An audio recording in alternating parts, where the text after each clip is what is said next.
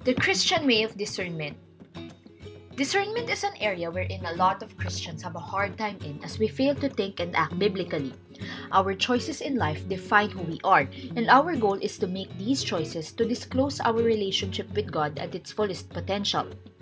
Our decision making, however, is a process wherein you talk to God, and these decisions should not be solely based on desires as taught to us by the creation of man. It should also be based on our conscience to do what is right.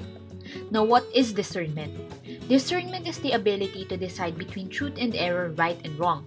It is the process of work, thought, prayer, and listening which makes possible the recognition and understanding of the Spirit's call to us. In other words, the ability to think with discernment is synonymous to an ability to think biblically. The key to living an uncompromising life lies in one's ability to exercise discernment in every aspect of his or her life. However, as flawed humans, we must admit that we don't always make the best decisions. And because of this, it's sure you have felt lost, directionless, and aimless. Well, that's perfectly normal. As humans, it's really hard for us to discern the steps that we should take in our lives. You see, the answers to the dramatic questions we conjure up while in the shower, like why am I here, what is all this for, where am I headed, or even the ever theatrical who am I, are just really buried deep down within you. Sounds cheesy, but it's true. We can all be led to clarity through God and discernment.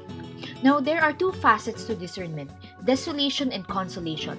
Desolation is when we spiral deeper into our own negative thoughts and feelings as we lie awake at 3 a.m. even when we have school the following day. It drains us out of our energy and it turns us away from God.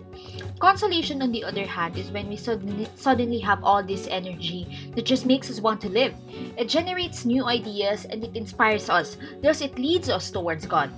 When we constantly make bad decisions, we get led to desolation. Though like we said earlier, it's perfectly fine for us humans. We can be led back to Him if we just keep in mind that for each decision we take, from what should I eat for dinner to should I move to the other side of the world, God is with us. So what's the problem here?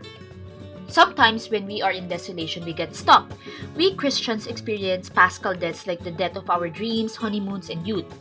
We feel as though that our mere bad decisions are the ones which led us to failing at our careers or academics, losing the sparks with our romantic partners, or even having our physical vitality fade. However, we must remember that those are a part of our lives. It is natural for us to make unfortunate decisions and be led to sorrow, but that should not mean that we should stop believing in God since we blame Him for our woes. The truth is, we experience those deaths to give way for the resurrection of ourselves. The moment we come back from our paschal deaths, we become more grown and empowered to take on the other obstacles that we have yet to go through. We gain wisdom, which takes us back to discernment. It may sound paradoxical, but even our bad decisions lead us to be more adept through discernment. Thus, we must embrace every decision we make.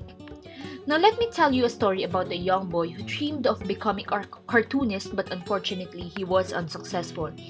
His father was able to convince him that being an artist was a bad decision, so he decided to join the Red Cross instead.